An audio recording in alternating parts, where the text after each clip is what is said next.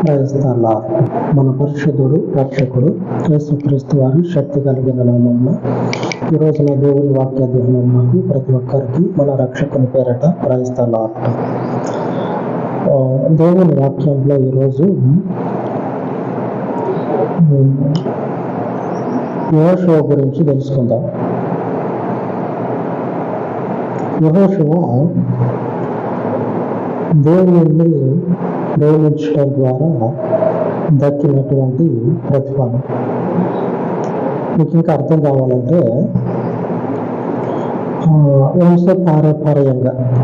వంశం పారంపర్యంగా అంటారు కదా, అట్లాగా దేవుని యొక్క పని ఉండదు. తండ్రి తర్వాత కొడుకు, కొడుకు తర్వాత మనవడు, మనవడు తర్వాత ముని మనవడు అని వంశం పారంపర్యం అంటారు కదా. దేవుని యొక్క పని అది దేవుని చేత ఆజ్ఞాపించబడకపోతే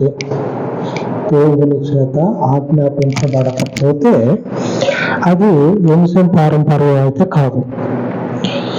మోషే దేవుని ముందు నిలబడి మాట్లాడుతూ ఉండు. జాగ్రత్తగా ఉండండి, మంచి వాక్యం. దేవుని ముందు నిలబడి మాట్లాడుతూ ఉండు. ప్రభువా, అంత బాగానే ఉంది, నా తదనంతరం ఈ ప్రజలను నడిపించడానికి ఒక నాయకుడిని ఏర్పాటు చేయాలని దేవుని దగ్గర మాట్లాడుతూ ఉండు. ఎంత గొప్ప సేవకుడు చూడండి, ఎంత గొప్ప సేవకుడు.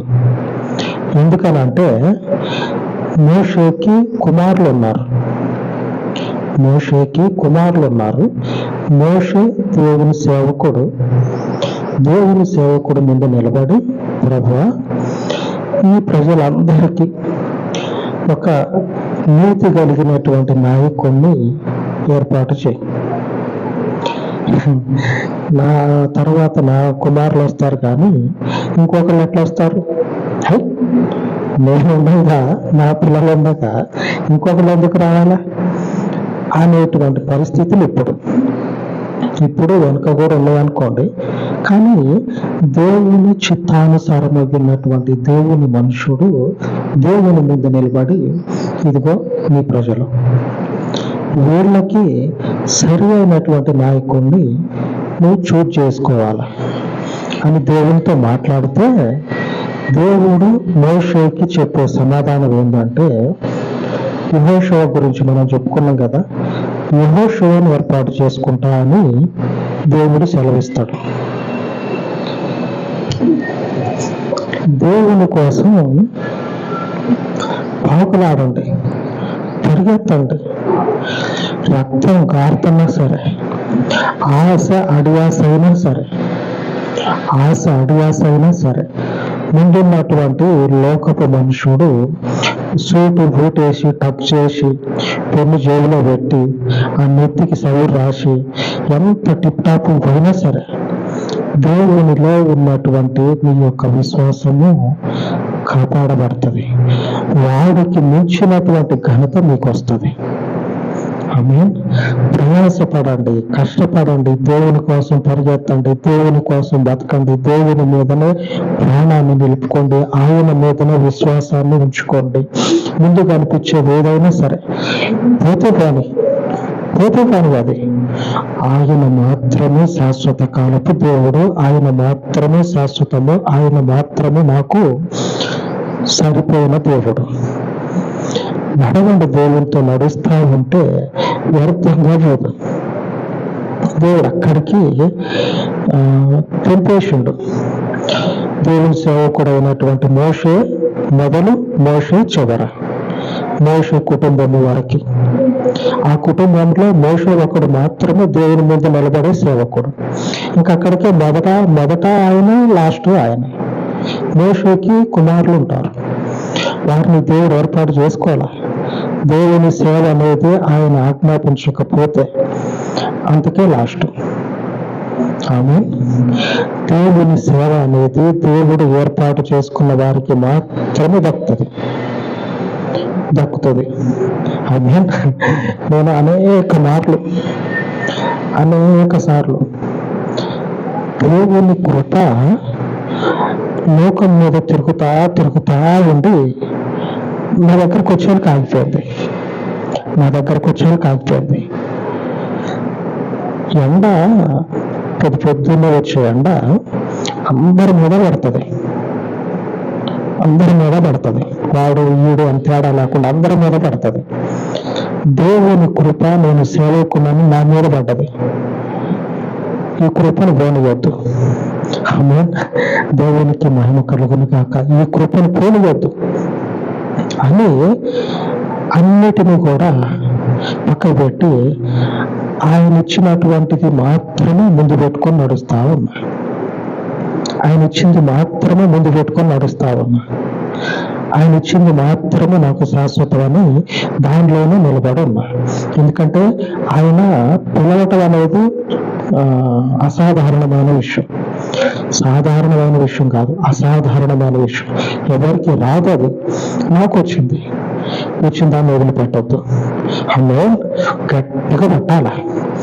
ఆ సిలిండర్కి రెగ్యులేటర్ ఉంటుంది కదా, ఒకసారి పట్టిందంటే ఇక ఏనుగుతోటి తీపిచ్చినా కానీ రాదు. ఏనుగుతోటి తీపిచ్చినా కానీ రాదు. గట్టిగా పట్టాల దేవుణ్ణి. పట్టి దేవుంట్లో నడుచుకుంటూ పోవాలి. లేక నన్ను చదువుకుంటా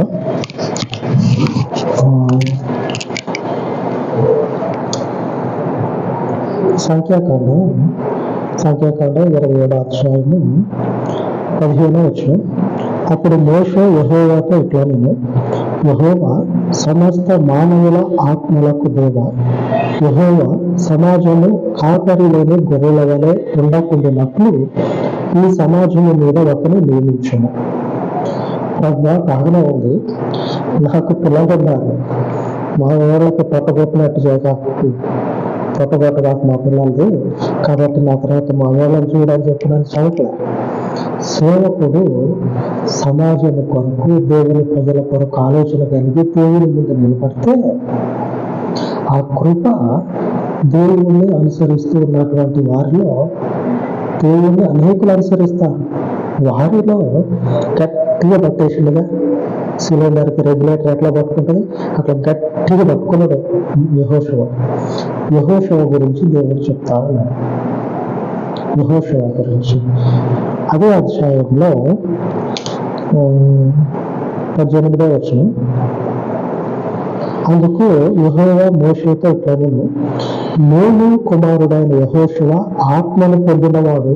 నీవు అతన్ని తీసుకుని అతని మీద నీ చెయ్యి ఉంచి అతనిని సమాజం మీద సేవకునిగా, అలాగే దేవుని యాజకునిగా, అలాగే ఈ సమాజానికి కాపరిగా నియమించు అని దేవుని ఆజ్ఞ చేత యెహోషువని మోషే అభిషేకిస్తాడు. దేవుని ఆజ్ఞ చేత. ఆమె దేవుని పట్టుకొని ఆయనతో నడుస్తూ ఉంటే గట్టిగా పట్టుకోవాలి. మరలా అందరిలా కాదు. అందుకే నేను చెప్పేటువంటి వాక్యాలు మీరు ఒకసారి మొదటి నుంచి వింటా ఉంటే దేవుని గట్టిగా పట్టేసుకోవాలి. దేవునితో పాటు కూడా నడవాలా అనే విధంగా ఆత్మీయంగా దేవునిలో మనము నిలబడి ఉండాలా అనేటువంటి విషయాన్ని ఏ వాక్యంలో చూసినా సరే మీకు ఈ విషయాలు 100% కనపడతాయి. ఎందుకంటే మనుషుల కంటే, సేవకుల కంటే, మరొక దేవునికి అన్నిటికంటే దేవుణ్ణి కనుక మనము హృదయంలో పెట్టుకున్నట్లయితే ఈ ప్రతిఫలం దక్కుతుంది. యెహోషువకి దక్కినటువంటి ప్రతిఫలం మనకు దక్కుతుంది. అంతగా దేవునితో మనము ఆత్మీయంగా పెనవేసుకొని ఉండాలి. దేవుడు యెహోషువ గురించి చెప్తా ఉన్నాడు. సేవకుడు గుర్తించలేకపోయాడు.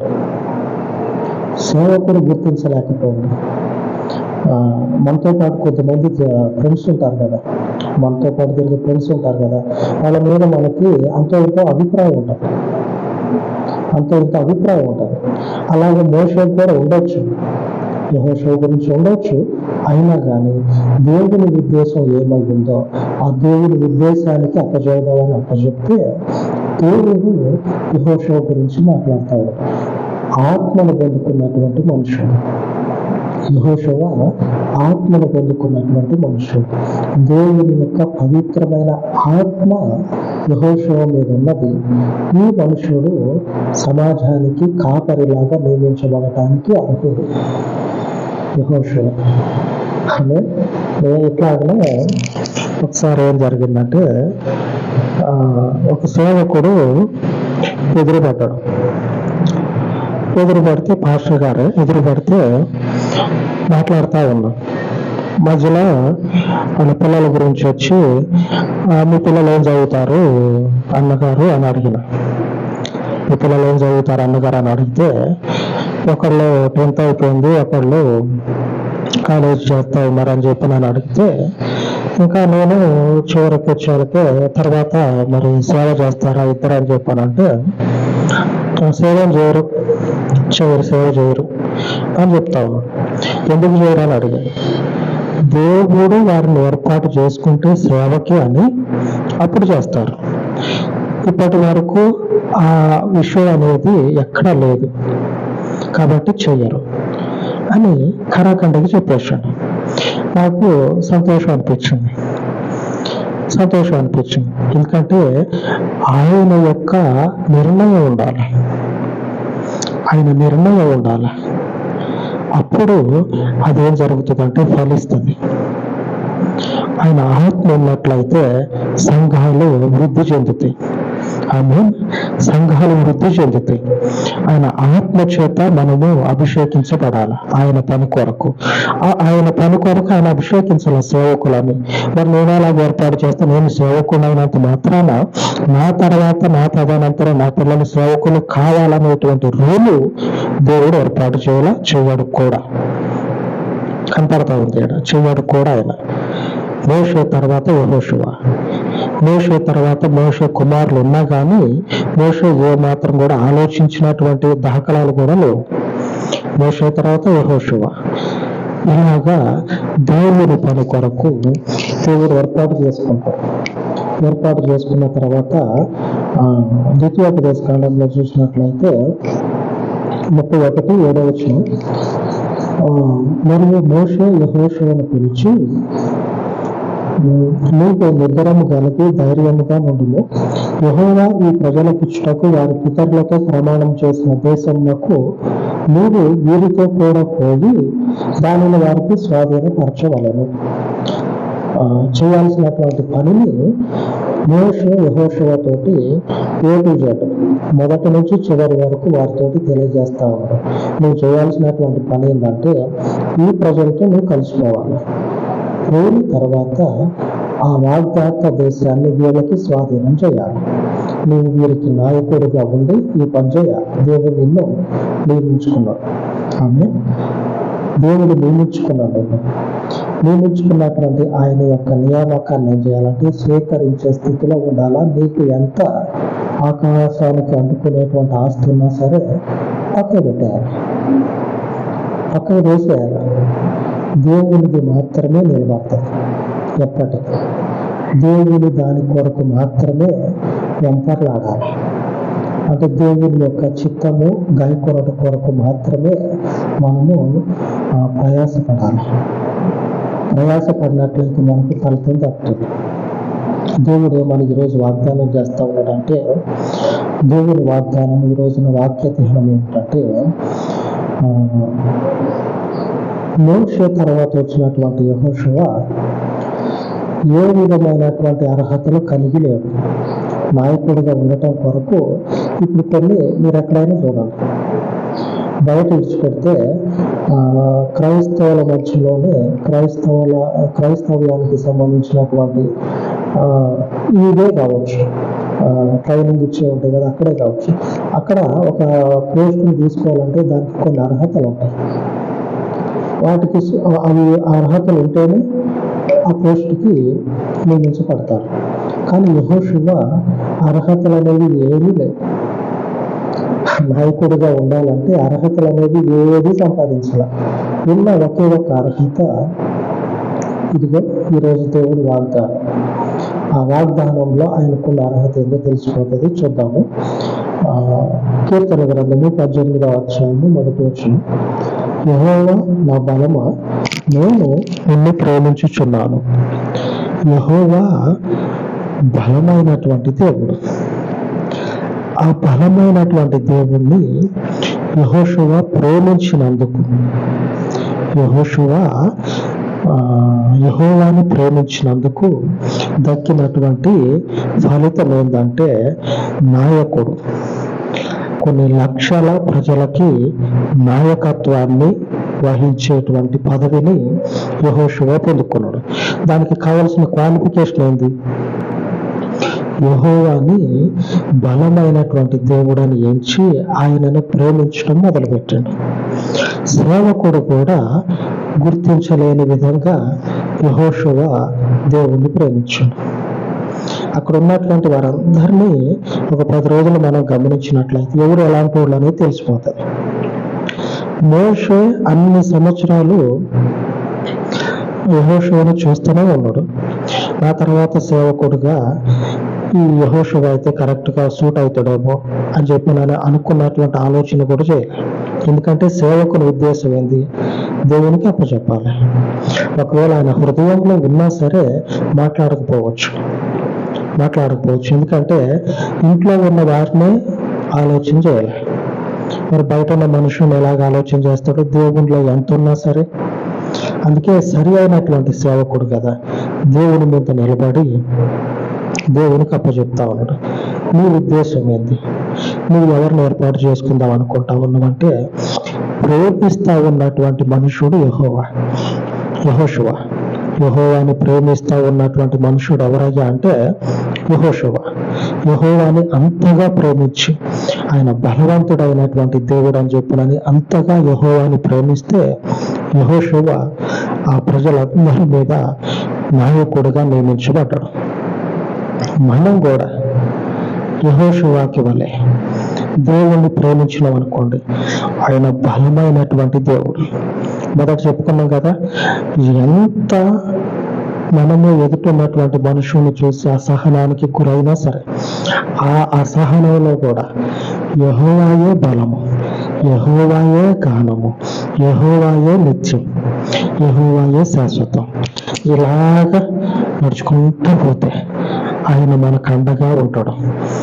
అధికారము మనకి అర్హత లేకపోయినా సరే ఇస్తాడు. దేవునికి మహిమ కలుగును కాక. అర్హత లేకుండా అక్కడ తీసుకుంటారు అధికారం అర్హత లేకుండా ఆయన నుంచి వస్తుంది అని అన్నవాడిని పక్కకు తప్పించి మనము దానికి సరి అయిన వారు. ఆయన నిర్ణయించాడు మనం సరైన వాళ్ళని. ఎవరు తప్పించేది? ఆయనను ప్రేమిద్దాం. బలమైనటువంటి దేవుడు ఆయన. అలాగ ప్రార్థించుకుందాం.